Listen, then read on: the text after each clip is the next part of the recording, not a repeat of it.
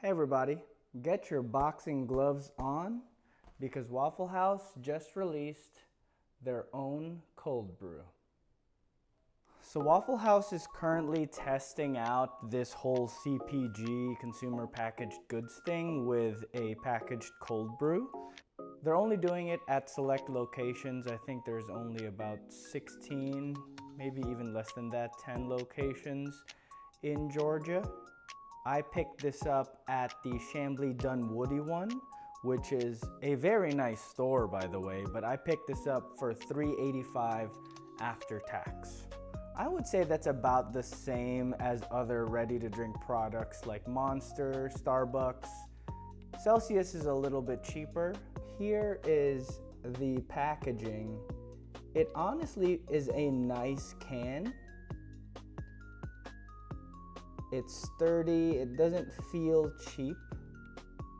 At 180 calories, I don't know that this is gonna catch on because I think a lot of the ready-to-drink products are lower in calories.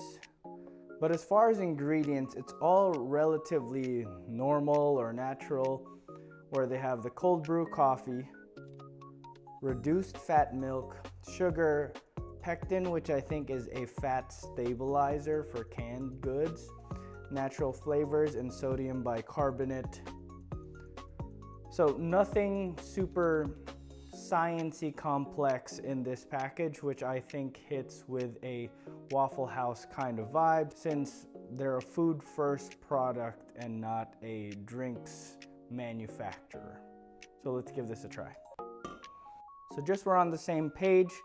This is a Waffle House cold brew classic blend with sweet cream, so expect this to be sweet.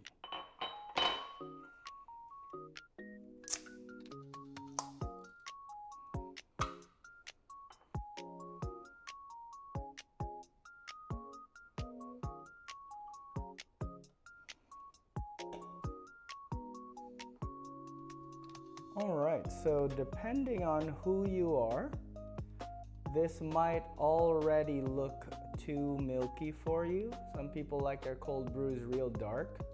And this is the only option, by the way. There's no black cold brew available just yet. It doesn't smell intoxicatingly sweet.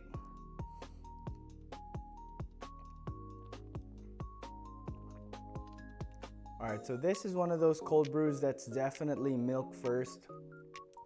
It barely tastes like coffee, so if you're not into the lattes that are heavy milk, this might not be for you. Yeah, caffeine is 90 milligrams. I feel like that's a little low for coffee. All right, well, I don't think it's that bad. From a quick review perspective, it's not super complex. It's mostly milk. So if you are not really a latte person and want your coffees dark and punchy, this is not it. This is mostly milk, guys. But if you're a Waffle House enthusiast, this might work for you. Initially I thought that the $3.85 was more so from a dine-in experience, which I think puts it at a cheaper price point than when you go to First Watch, for example, and get a cold brew. But if they're just testing this out to see if people will buy it, they're gonna be competing with a lot of different products like Monster, Starbucks, Celsius. And I think the disadvantage there is that Starbucks is a coffee first company. So people are gonna look for the brand and drink it. Waffle House, not so much. And then Monster and Celsius, they have a different set of complexities where they don't just do coffee. They're more of a caffeine energy drink section, which this also is not. I don't know that they'll necessarily do great if they go to retail. I can think of two other products here. First is Dutch Bros. It's a popular West Coast coffee chain, which I love. They also package a cold brew, but one, they have black cold brews available, similar to La Colombe, but Dutch Bros puts it in nitro, as does La Colombe. So here, you're getting neither a nitro or a black coffee. So I think they're gonna have a tough time competing even for Waffle House loyalists. And it's gonna be similar to Baja Blast, where they were only in Taco Bell before, but now they're just trying to get at anything where they do both Taco Bell and regular retail. The last thing that I can think of is IHOP, right? IHOP and Waffle House, both breakfast chains, but IHOP went with a co-branding route. They just kind of said, hey, Keurig, we'll give you our brand, we'll kind of stamp it with our flavors, and then you guys can sell it. And I think maybe that's what Waffle House will eventually go towards, because they're essentially competitors, and I think that's the route that this is eventually gonna go. So if I'm gonna call it right now, this is gonna be extinct in the next year or so. So go ahead and try it. I think it's worth the novelty, especially if you're a Waffle House fan. I'll put up the locations here on screen, but there's a few locations. One thing to keep in mind is that Waffle House corporate has started to do a 20% to-go fee.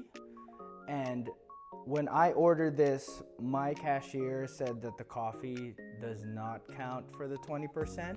So maybe your experience will vary there, but I mean, come on, they're just handing you this thing from the fridge. And the guy was actually drinking one of these, so he at least likes it, but I saw the coffee rack in the fridge and it is going relatively fast on a daily basis. So there are some solid sales, but again, I don't think it's gonna last. It is a cool novelty and worth a shot, but that's about it. With that, quick video. Thanks for watching. Please comment, it really helps the channel out a lot.